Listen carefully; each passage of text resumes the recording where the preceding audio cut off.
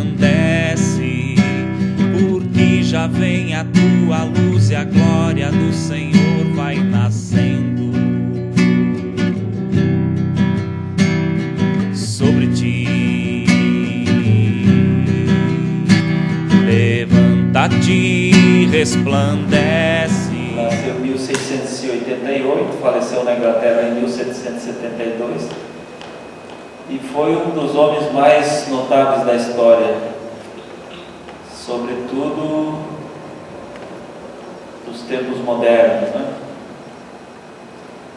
E ele foi um membro da Real Academia de Ciências de Estocolmo e assessor do Conselho Real do Rei Carlos II.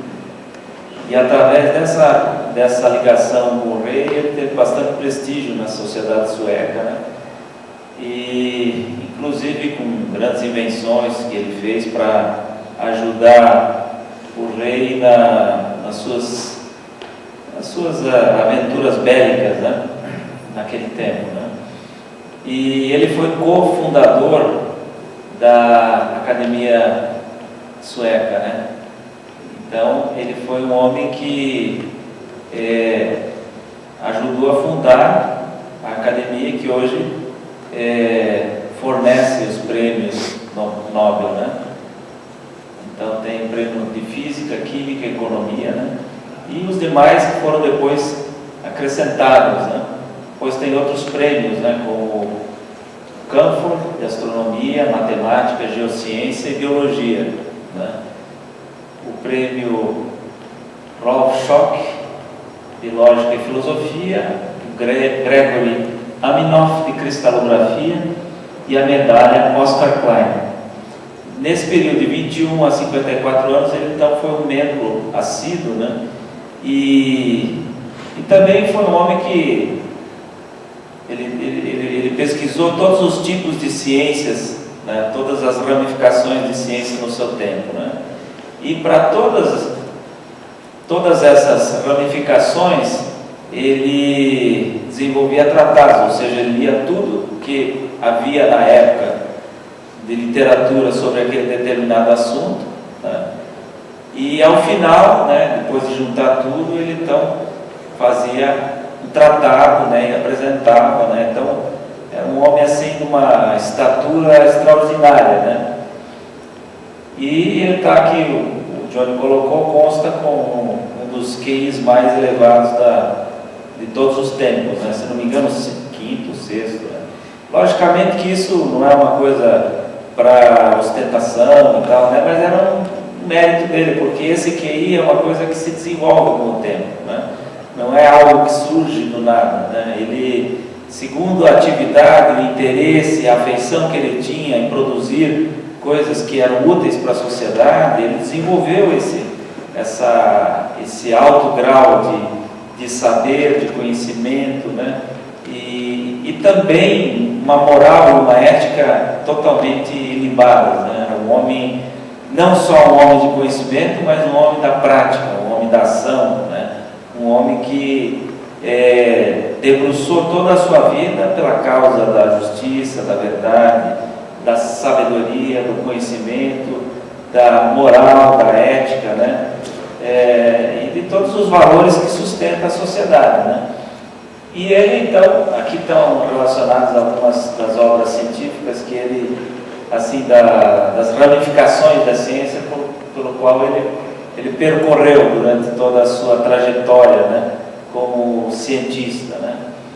E depois ele enveredou pela psicologia também, pela filosofia, né, pela literatura, né, pela poesia também, pela música, né? Então era um homem, se pode dizer assim, muito completo, né? E daí por isso que ele foi escolhido para, né, desenvolver uma determinada função sem que ele soubesse, né? E isso a gente vai falar um pouco mais adiante. Aí tem algumas coisas que constam também, né? Como filósofo, escritor, cientista, inventor, estrategista, né? Durante o período do rei Carlos XII, político, né? Ele foi membro da Câmara dos Lordes, né? Na Suécia, humanista e revolucionário. E era um homem também considerado um herói nacional na Suécia, né? Ele e o Linneu eram os dois grandes heróis suecos, né? E os túmulos deles estão lá na catedral junto com os reis suecos, né? Ele produziu cerca de 400 obras escritas em latim, e aí, logicamente, tem livros muito densos, né? Que chega a contar milhares de páginas, né? E escritos, né? Assim, escritos mais artigos, né? Mais simplificados, né? E que ele então emitia as suas considerações sobre vários temas, né? E só a obra sobre a anatomia humana dele significaria para muitos a realização de uma vida inteira, né?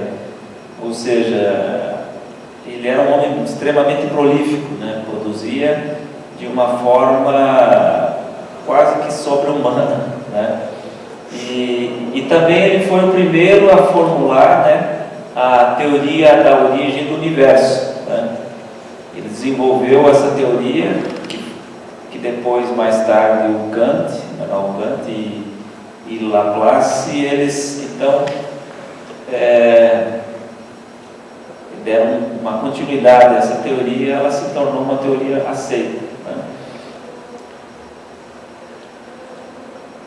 E ele era um homem que estava muito à frente do seu tempo. Acho que foi o Emerson que falou isso, né, sobre isso. Ou seja, era um homem, como o Emerson falava, um mastodonte. E a obra dele dificilmente vai ser compreendida mesmo hoje, né? Já era incompreensível naquela época, né? E muito provavelmente a humanidade ainda vai muito longe para entender a obra dele, né? Por isso que o teatro também não fica muito cheio, muito lotado, né? Porque não é uma coisa que apetece, né? O apetite, não dá apetite para as pessoas conhecer algo que está um pouco fora não está em consonância com o que a gente está vendo por aí, né?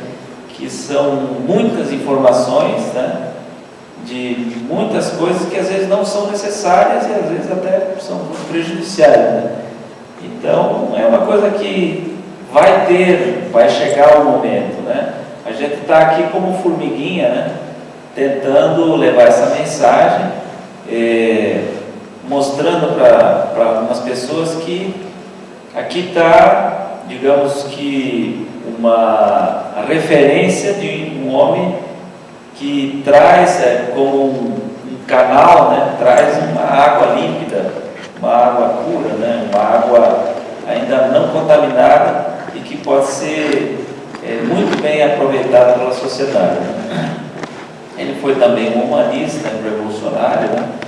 E ele influenciou, né, pessoas assim importantes, como por exemplo Carl Wolfson, economista sueco e escritor, que foi um abolicionista ardoroso no tempo lá da Grã-Bretanha, na Inglaterra, no tempo que era um país extremamente escravocrata, né? E ele então, baseado nas coisas que ele recebeu na influenciação do Swedenborg, ele foi um ardoroso defensor do abolicionismo, né? E assim também o presidente Abraham Lincoln, né? Que por influência do Swedenborg promulgou as leis contra a escravidão em 1863.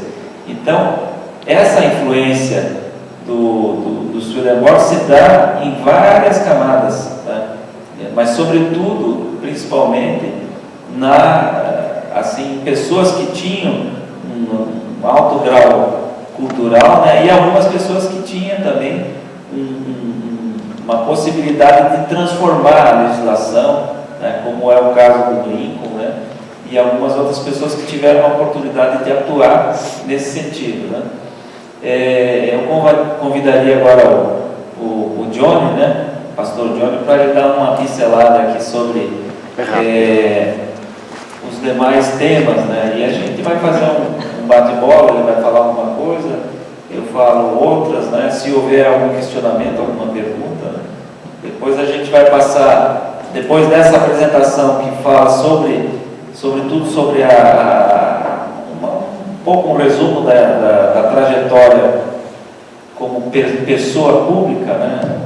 E também as influências, depois a gente vai entrar nas questões mais pertinentes à sociedade, né? E a própria ética, né? Swedenborg. O pensamento de Swedenborg. Resplandece, porque já vem a tua luz e a glória do Senhor vai nascendo sobre ti. Levanta-te, resplandece,